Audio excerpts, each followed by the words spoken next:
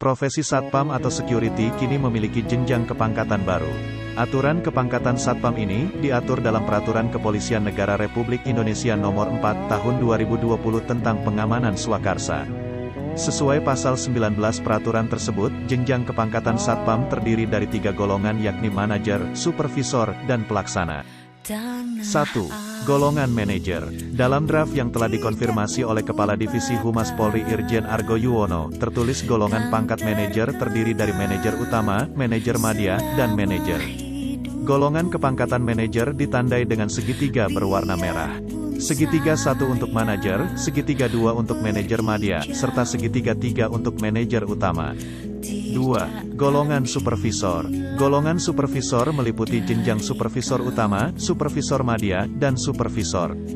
Tanda pangkat golongan ini berupa segitiga berwarna kuning.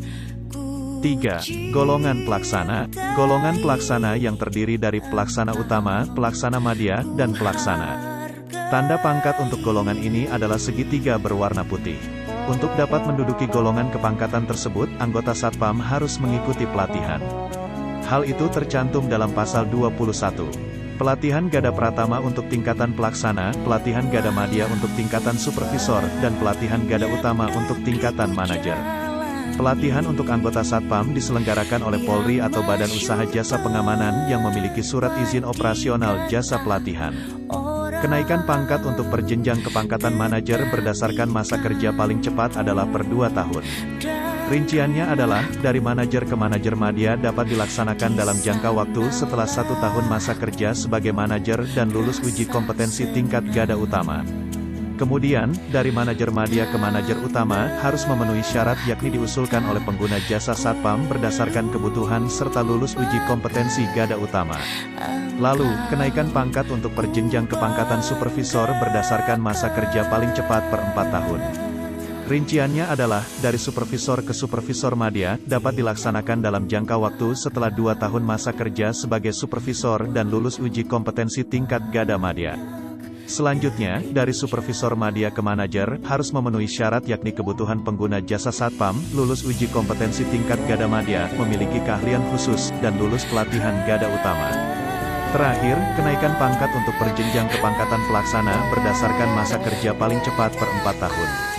Rinciannya adalah, dari pelaksana ke pelaksana madya dapat dilaksanakan dalam jangka waktu setelah 2 tahun masa kerja dan lulus uji kompetensi tingkat Gada Pratama.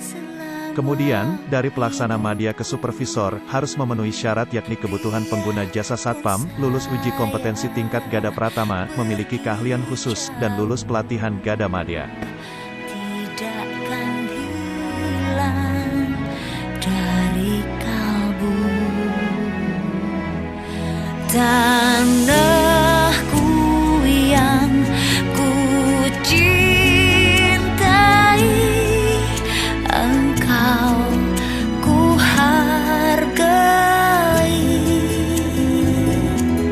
Tanahku yang ku cintai,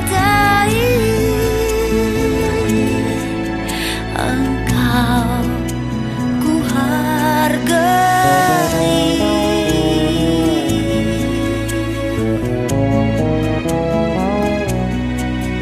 Thank you.